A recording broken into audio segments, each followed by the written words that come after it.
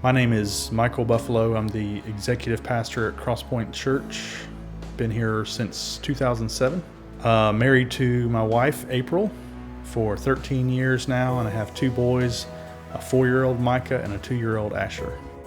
Years ago, when I was just finishing up school in North Carolina at Southeastern Seminary, we actually had been offered some ministry positions in other states. And I was feeling very conflicted about it, wasn't sure what to do, and I remember calling Pastor David up one day. As everybody knows, Pastor David's passion is just contagious, and so as he began to share with me just what God was doing in his life and the life of these 10 or so families that were a part of this work here, it just was very compelling for us to see that God was really moving in the hearts and lives of people. As a young minister myself, that's what I wanted to see more than anything. I wanted to see people awakened by the love of Christ and awakened to a new way of life, of serving Him and following Jesus. And so as he began to describe these things, it was very attractive to me and to April, as I share with her later. We were offered this opportunity from other places, other churches, where there was a full-time salary and benefits and things like that. For a young pastor, that's a really big deal, a guy who's trying to provide for his family. And then you've got this other option from Pastor David of no pay, no benefits, just the opportunity to be a part of a mighty movement. It was a big question mark for us, but at the same time, just something told us we just knew that this was what God was calling us to.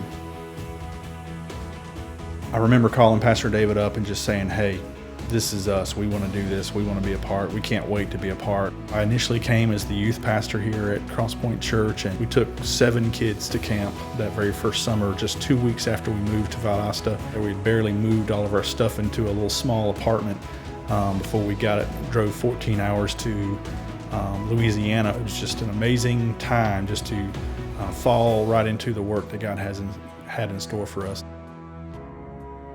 In those first few years, we knew we had to get another job. God provided a job, but it was a 50-hour-a-week job.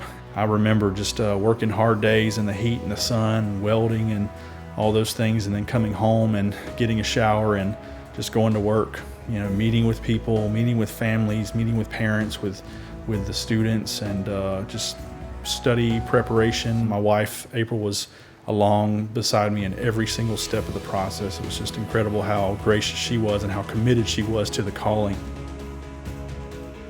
I think the lessons we've learned to rely on God's provision for us and the lessons He's taught us about hard work and just being committed to the vision and following after Him with everything that we have, these lessons are only more important now as we continue to grow forward, as we do even bigger things and as we take even larger steps of faith. I thought, working for no money was a large step of faith, but it's nothing like the steps of faith that God has called us to and continues to call us to. These steps of faith only get larger, and that's the amazing thing, is that as they get larger, our faith only gets larger.